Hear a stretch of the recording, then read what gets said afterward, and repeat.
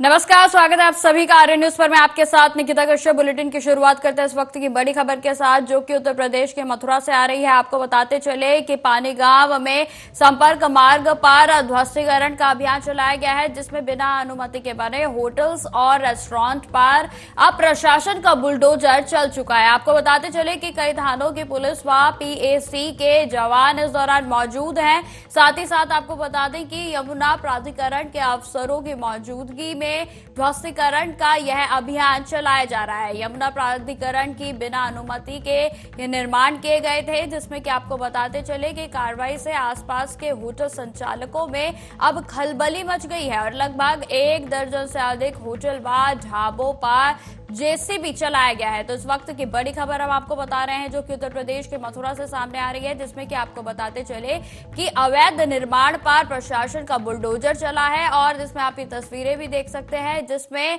1 दर्जन से अधिक होटल्स और रेस्टोरेंट्स पर प्रशासन की ओर से बुलडोजर चलाया गया है। आपको बताते चले कि यह कार्रवाई जो है आज तड़के ही की गई और जिसमें पुलिस बल भारी रूप में जो है यहाँ पर मौजूद रहा और इसके अलावा पीएसी के जवान भी इस अतिक्रमण पर जिस तरीके से अभियान इसके अंतर्गत चलाया जा रहा है, उसमें आपको बताते चले कि पुलिस की ओर से भारी बल को तैनात किया गया है, क्योंकि जिस तरीके से अवैध निर्माण किया गया था, होटल्स और रेस्टोरेंट के द्वारा किसी भी तरीके की अनुमति नहीं ली गई थी। उसके बाद प्रशासन का डंडा इन अवैध होटल्स और रेस्टोरेंट पर चला है, जिसमें कि आपको बताते चले कि अफसरों की मौजूदगी में ध्वस्तीकरण की कार्रवाई को अंजाम दिया गया।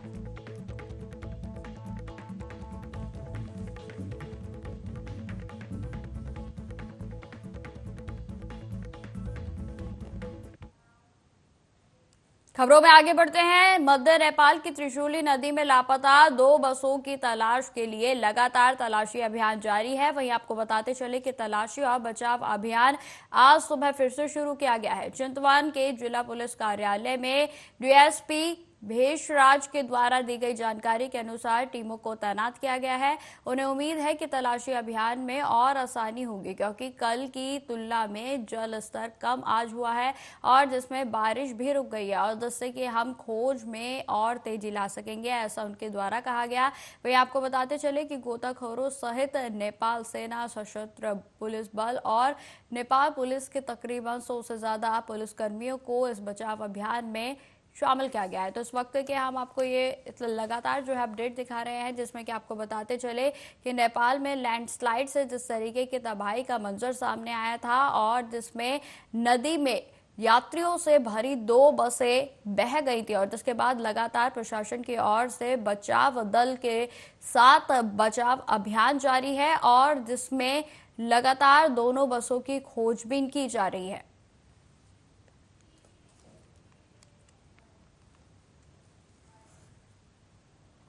इस वक्त की बड़ी खबर का रुख करते हैं, जो कि उत्तर प्रदेश के आगरा से सामने आ रही है, जिसमें कि आपको बताते चले कि वंदे भारत एक्सप्रेस से गाय टकरा गई और जिसके बाद यह हादसा हो गया। हालांकि आपको ये बताते चले कि Raja Mandi railway station LC 498 point पर गाय टकराई थी और हादसे के बाद लोको पायलट ने इमरजेंसी ब्रेक लगाया और जिसके बाद आपको बताते चले कि इमरजेंसी ब्रेक के चलते हालांकि किसी तरीके की जनहानि की कोई खबर सामने नहीं आई है। वहीं आपको बताते चले कि इमरजेंसी ब्रेक लगाने के बाद 5 मिनट तक ट्रैक पर वंदे भारत एक्सप्रेस खड़ी रही और जिसके बाद वंदे भारत का आगे का हिस्सा आपको बताते चले इस हादसे के बीच हल्का सा क्षतिग्रस्त हो गया है।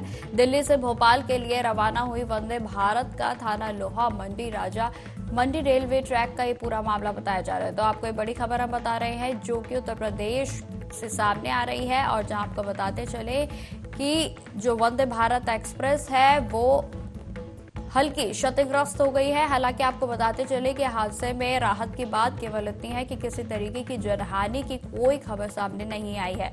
लोको पायलट के द्वारा इमरजेंसी ब्रेक लगाए गए थे और जिसके बाद ट्रैक पर लगभग 5 मिनट तक वंदे भारत एक्सप्रेस खड़ी रही।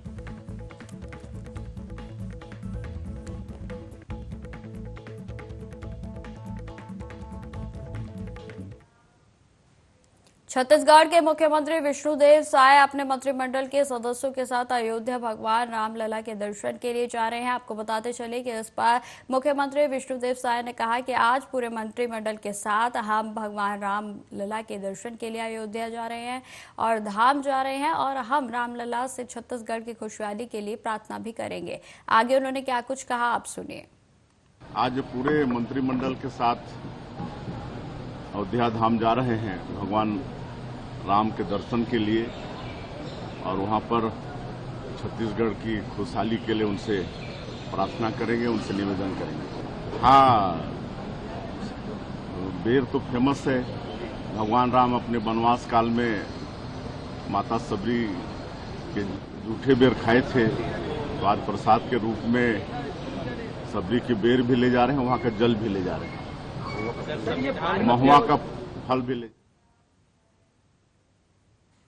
खबरों में आगे बढ़ते हैं। आपातकाल 1975 की याद में 25 जून को संविधान हत्या दिवस के रूप में मनाए जाने पर शिवसेना यूबीटी नेता संजय राउत की प्रतिक्रिया सामने आई है, जिसमें उन्होंने कहा कि आपातकाल को 50 वर्ष हो गए हैं, लोग भूल चुके हैं। इस देश में आपातकाल इसलिए लगाया गया था क्योंकि इस देश में कुछ लोग अराजकता फैलाना चाहते थे।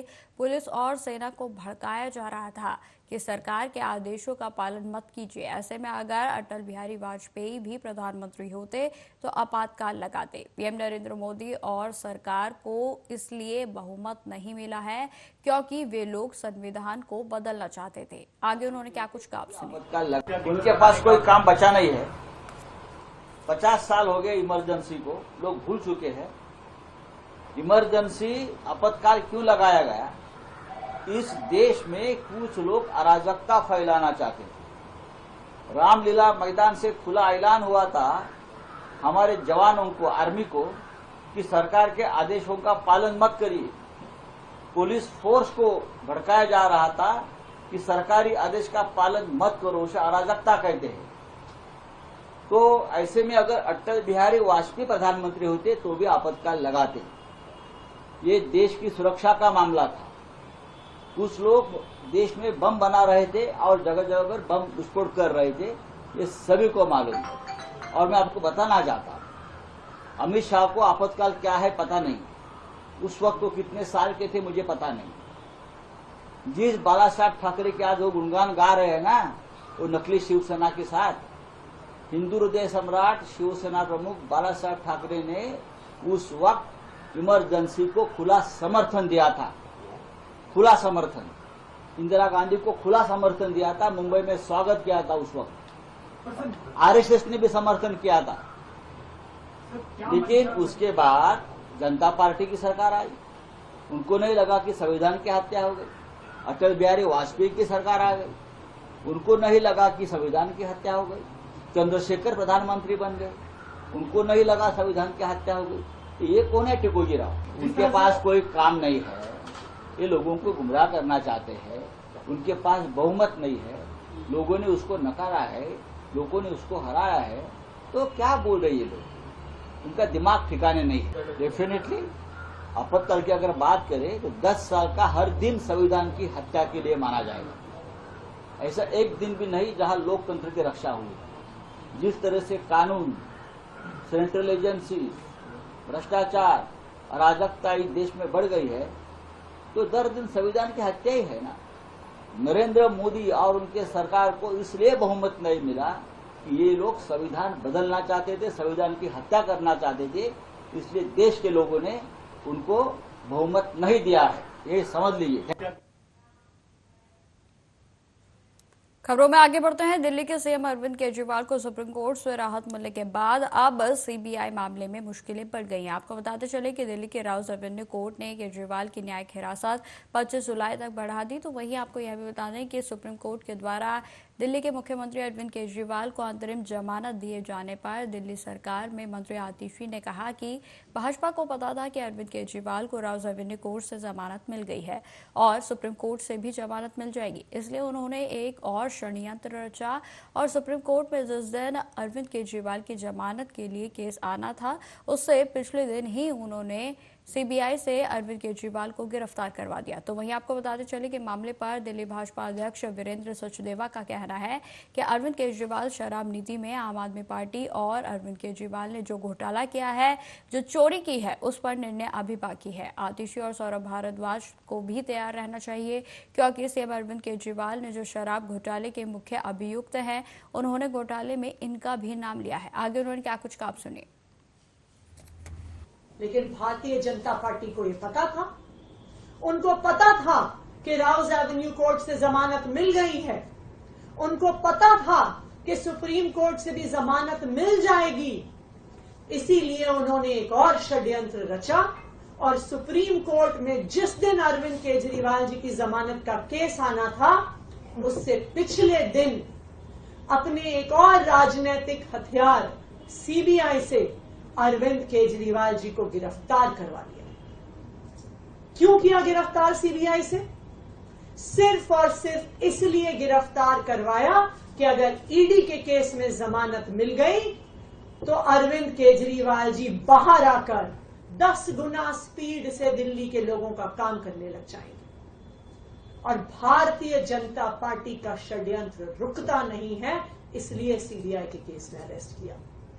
मैं आज भारतीय जनता पार्टी को यह कहना चाहती हूं कि इस देश के एक के बाद एक हर न्यायालय ने आपके षड्यंत्र का पर्दाफाश किया। एक के बाद एक न्यायालय ने कहा है कि अरविंद केजरीवाल जी के खिलाफ सबूत नहीं है, और आज एक के बाद एक हर न्यायालय अरविंद केजरीवाल जी को जमानत दे रहा है। मैं भारतीय जनता पार्टी को यह कहना चाहूंगी कि अपना घमंड खत्म करिए, अपना अहंकार खत्म करिए और बाकी पार्टियों के खिलाफ, लोकतंत्र के खिलाफ षड्यंत्र रचना बंद करिए। सत्य परेशान हो सकता है लेकिन पराजित नहीं हो सकता।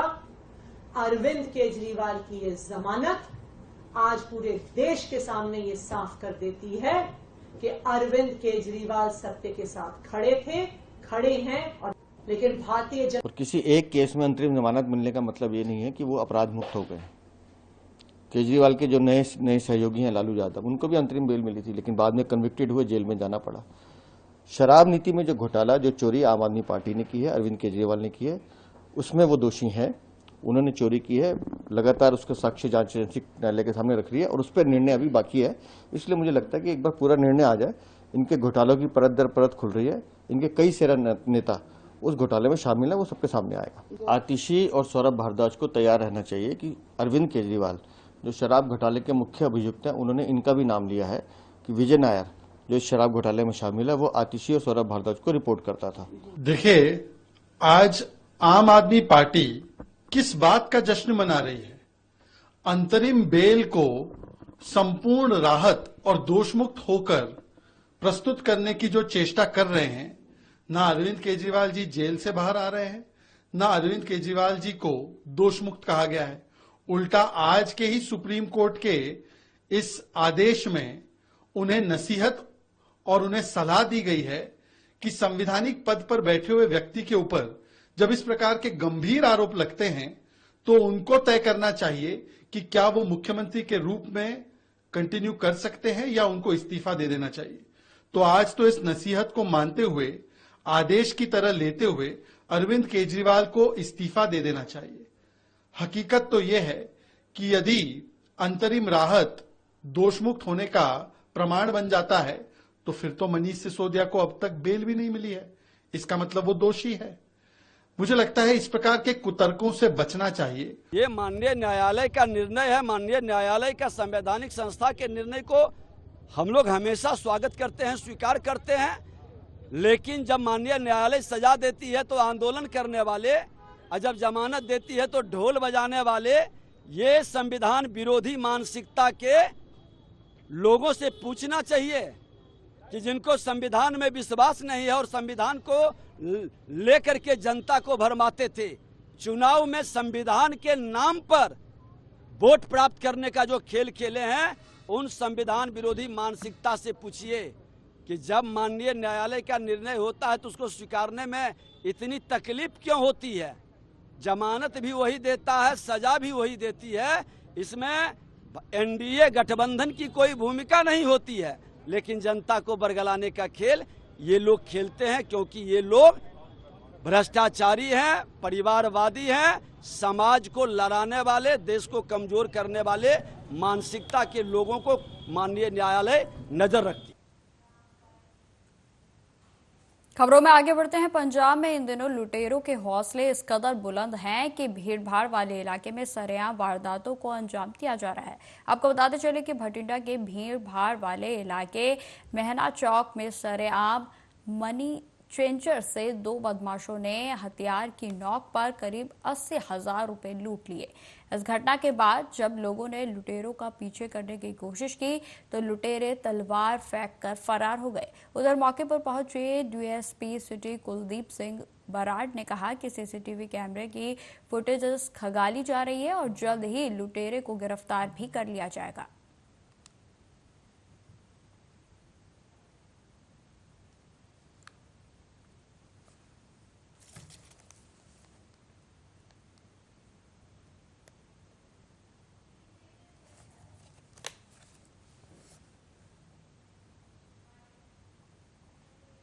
बिजनौर थाना हिमपुर दीपा के खेरपुर गांव में पिछले 1 हफ्ते से ग्रामीणों के लिए दहशत बना गुलदार आखिर 2 दिन के बाद पिंजरे में कैद हो गया। आपको बताते चले कि गुलदार को वन विभाग के कर्मचारियों के द्वारा पिंजरे में कैद करके उसको जंगल में छोड़ने के लिए रेंज कार्यालय ले जाया गया और वहां पहुंचने के बाद उसको वन क्षेत्र में छोड़ा गया।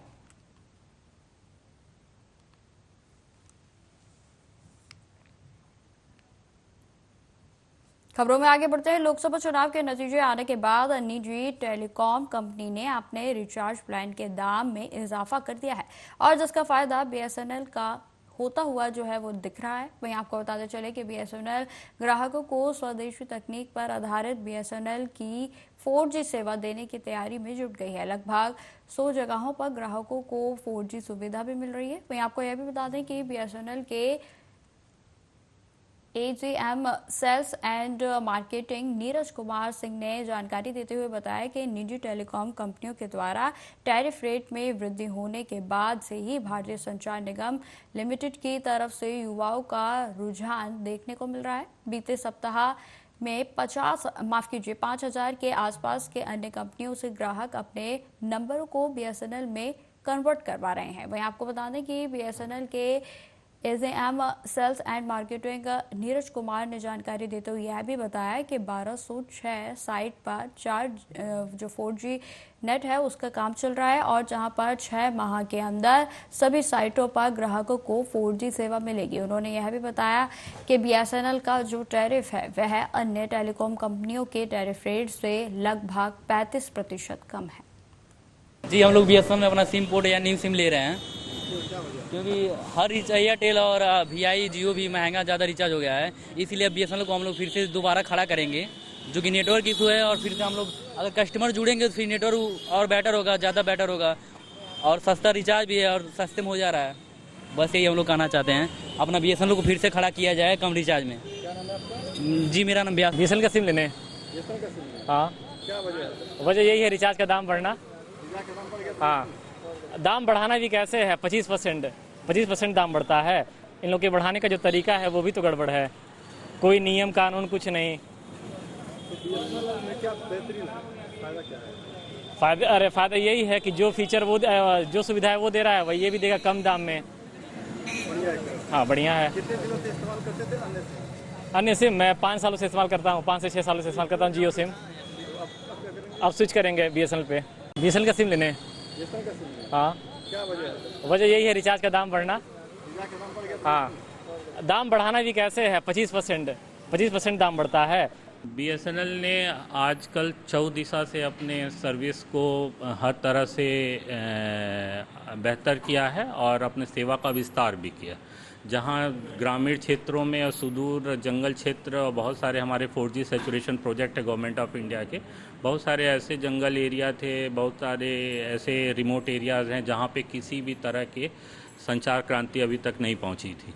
तो गवर्नमेंट ने बोला है कि उन गाँवों को आइडेंटिफाई करके वहाँ पे भी अपनी जो मोबाइल सेवाएं हैं वहाँ पहुंचाई जाए। तो उसके लिए गवर्नमेंट का 500 डेज प्रोग्राम था, वहाँ पे बहुत सारे काम हुए हैं। आज के टाइम पे ऐसा कोई क्षेत्र नहीं बचा है जहाँ पे 4G सेवाएं न पहुँच रही हो। तो वहाँ पे हमने अपने मोबाइल टावर 4G के टावर्स इंस्टॉलेशन शुरू हैं, कई जगह इंटीग्रेट हो गए हैं, कई जगह वो इम्प्लीमेंट हो गए।